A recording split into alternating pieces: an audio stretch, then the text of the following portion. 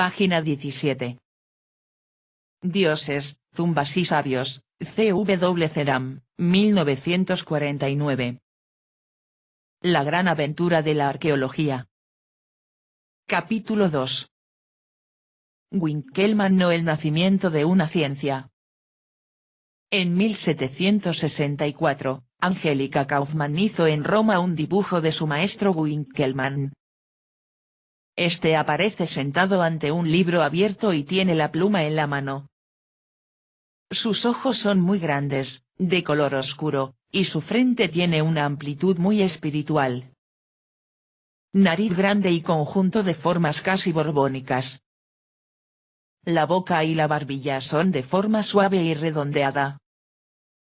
En él, la naturaleza había puesto todo aquello que define y conviene a un hombre, decía Goethe. Nació en 1717 y era hijo de un zapatero remendón de Stendhal. Aún niño, gustábale explorar las tumbas de gigantes dólmenes, de los alrededores e incitaba a sus compañeros de juego a excavar con él para ver si encontraban urnas antiguas. En 1743 era preceptor en Seehausen. Con gran fidelidad hecho de maestro, mandando leer a los chicos de cabeza tiñosa el abecedario cuando durante esta ocupación deseaba con ansiedad llegar a lo bello murmurando frases de Homero. En 1748 se colocó como bibliotecario en casa del conde de Bunau, cerca de Dresde, y luego abandonó sin amargura la Prusia de Federico, a la que consideraba país despótico, y en el cual nunca pensaba sin temblar, por lo menos, he sentido la esclavitud más que los otros. Con este cambio de lugar quedaba determinada la orientación de su vida. Se une a un círculo de artistas destacados y en Dresde halla la colección de antigüedades más importante de la Alemania de entonces, y ante aquello abandona todos sus proyectos, acariciaba la idea de marcharse a Egipto. Se publicaron sus primeros escritos y hallaron eco en toda Europa. Muy independiente espiritualmente, y religiosamente nada dogmático, se convierte al catolicismo para lograr un puesto de trabajo en Italia. Roma bien vale una misa. En 1758 es bibliotecario e inspector de las colecciones del cardenal Albani, y 5 años después le nombran inspector jefe de todas las antigüedades de Roma y sus alrededores, y visita Pompeya y Herculano. En 1768 perece asesinado por un vulgar ladrón. 3 son las obras de Winckelmann que han conducido a la creación de la investigación científica de la antigüedad. Sus epístolas sobre los descubrimientos de Herculano, su monumental obra Historia del arte en la antigüedad y su Monumenti Antichi Inediti. Ya hemos hablado de los métodos sin previo plan de las excavaciones cerca de Pompeya y Herculano. Sin embargo, peor que la falta de organización era el misterio que las envolvía, basado en las rigurosas prohibiciones de unos gobernantes egoístas que vedaban a todo extranjero, viajero u hombre de ciencia, conocer su detalle para que no pudieran comunicar al mundo lo que habían visto. Un ratón de biblioteca llamado Bayardi fue el único a quien el rey dio permiso para hacer el primer catálogo de los hallazgos, que empezó con un extenso prólogo sin haber visto siquiera el lugar de las excavaciones. Escribía y escribía sin entrar en materia, y en 1752 había compuesto ya 5 tomos con 2677 páginas. Y como era persona llena de recelos y malicia, consiguió que por una orden del ministro no se publicaran las noticias de otros 2 eruditos, los cuales, en vez de perder el tiempo con un extenso prólogo, habían ido inmediatamente al fondo de la cuestión. Cuando algún investigador podía disponer de alguna de las piezas extraídas para un detenido estudio, como todos los trabajos previos aún no estaban hechos, llegaba a conclusiones tan absurdas como Martorelli, que en una obra en 2 tomos de 562 páginas intentó demostrar, basándose en una especie de tintero encontrado, que en la antigüedad se habían conocido ya los libros cuadrangulares al estilo de los nuestros, y no los clásicos rollos, que tenía ante sus ojos y que, precisamente, eran los papiros de Filodemo. En 1757, por fin, se publicó el primer tomo sobre las antigüedades, escrito por Valetta y costeado por el rey con 12.000 ducados. En medio de esta atmósfera de envidia, intrigas y erudición empolvada y empelucada, se halló nuestro Winckelmann.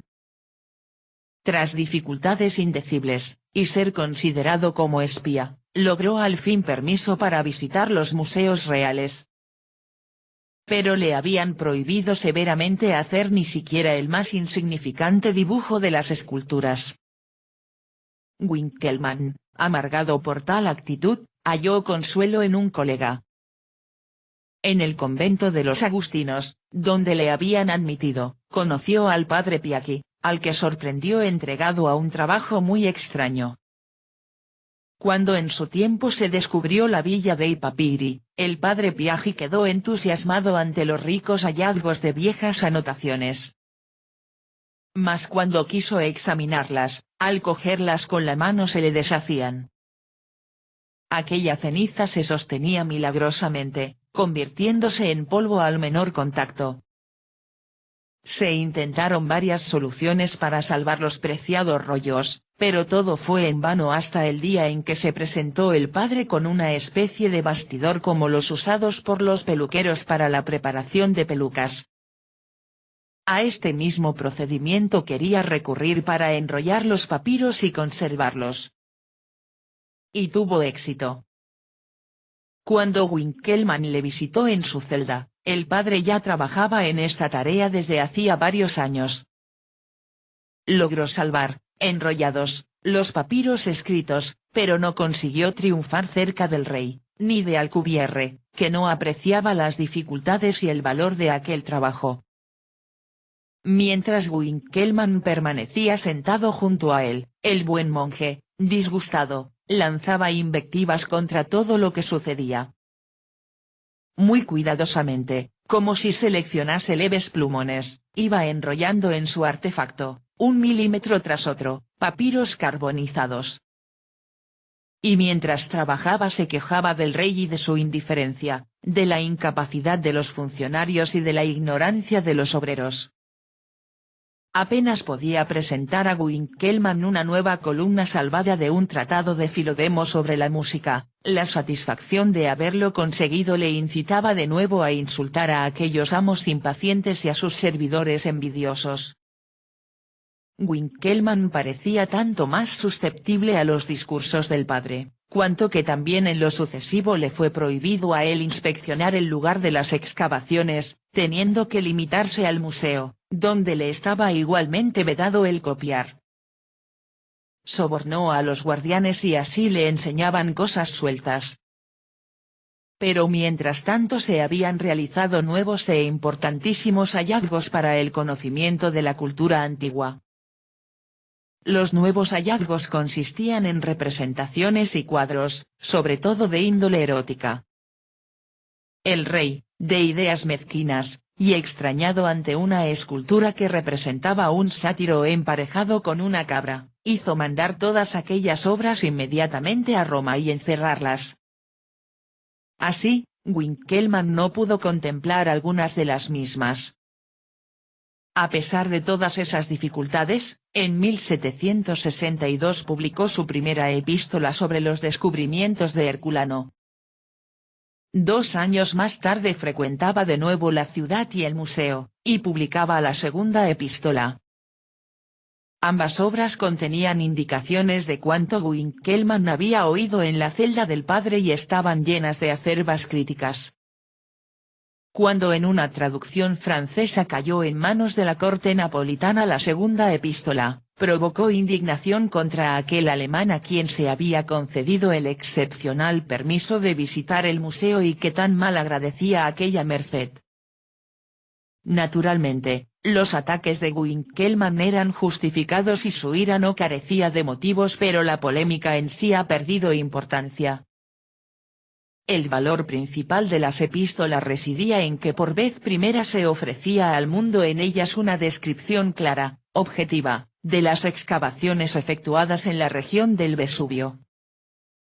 Por la misma época se publicó la obra principal de Winckelmann, su Historia del arte en la antigüedad. En ella había logrado organizar, con una visión ordenadora, el alud creciente de los antiguos monumentos sin par, como dice orgullosamente, describiendo por primera vez la evolución del arte antiguo.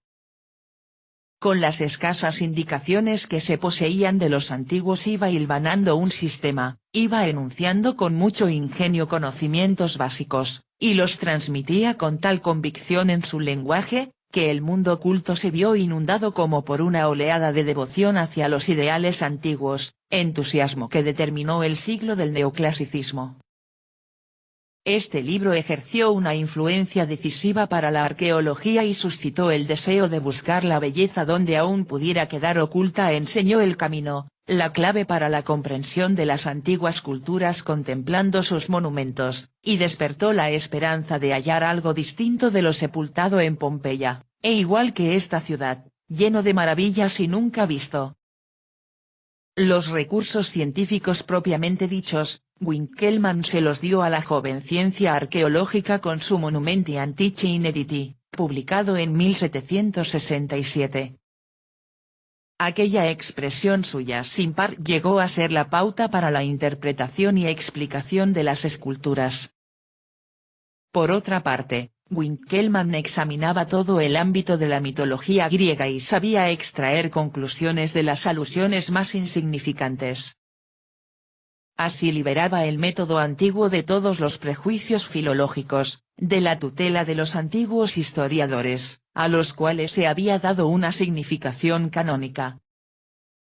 Muchas afirmaciones de Winckelmann eran erróneas, y muchas de sus conclusiones, prematuras. Su visión de la antigüedad estaba idealizada. En la Hélade no habían vivido solamente hombres parecidos a dioses. Y sus conocimientos de las obras del arte griego, a pesar de la gran abundancia de materiales hallados, eran muy limitados. Lo que él había visto generalmente no eran sino copias de la época romana que, desgastadas por la lluvia y bruñidas por la arena, presentaban una blancura inmaculada. Pero el mundo de los antiguos, en medio de un paisaje luminoso, no fue tan austero ni tan blanco. Era de color, y hoy día, a pesar de nuestros conocimientos tan exactos, no podemos ni imaginarlo. La escultura griega original era policroma. La estatua de mármol de una mujer, de la Acrópolis de Atenas, tenía un colorido encarnado, verde, azul y amarillo. Y con frecuencia las estatuas no solamente tenían labios encarnados, sino también ojos brillantes por las piedras preciosas, y cejas artificiales, cosa que a nosotros nos produciría un efecto muy extraño. El mérito de Winckelmann consiste en haber puesto orden donde había caos, en haber introducido conocimientos donde tan solo había atisbos y leyendas y, sobre todo, porque abrió el camino al clasicismo de Goethe y de Schiller, descubriendo el mundo antiguo y preparando a la investigación futura los instrumentos que un día podían servir a los arqueólogos para sacar de las tinieblas de los tiempos otras culturas más pretéritas aún. En 1768, volviendo de un viaje a su patria y de nuevo hacia Italia, conoció en un hotel de Trieste a un italiano, sin sospechar que se las había con un vulgar criminal ya varias veces penado. Es lícito suponer que Winckelmann, por su temperamento comunicativo, se viese inclinado a buscar la compañía de aquel hombre que había sido cocinero y correveidile, y a entablar con él una amistad que incluso llegaba a manifestarse en que comían juntos en su misma habitación. Winckelmann era uno de los huéspedes famosos del hotel. Su riqueza en el vestir y sus modales, que delataban a un hombre de mundo, añadido a que en alguna ocasión enseñó algunas monedas de oro, recibidas, por cierto, en recuerdo de una audiencia de la emperatriz María Teresa, hicieron que el italiano, cuyo nombre era el poco adecuado de Arcangeli, preparara su crimen. El 8 de junio de 1768, por la noche, cuando el sabio se disponía a escribir aún algunas notas para la imprenta y, habiéndose ya quitado las prendas exteriores, se hallaba sentado ante su escritorio. Penetró el italiano en la estancia, le echó una cuerda al cuello, y en la lucha desarrollada a continuación logró asestarle 6 cuchilladas mortales. Aunque quedó gravemente herido, aquel hombre robusto se arrastró escaleras abajo, y lleno de sangre y con el rostro lívido despertó en el camarero y en la camarera un terror tan grande, que pronto fue tarde para asistirle. Cuando el sabio falleció a las pocas horas, hallóse en su escritorio una hoja de papel con las últimas palabras trazadas por su mano: se debe. Había escrito. Escritas estas 2 palabras, el asesino había arrebatado la pluma de la mano de un gran sabio, cortando la vida del fundador de una nueva ciencia. Mas su obra produjo fruto. En todo el mundo surgieron discípulos suyos.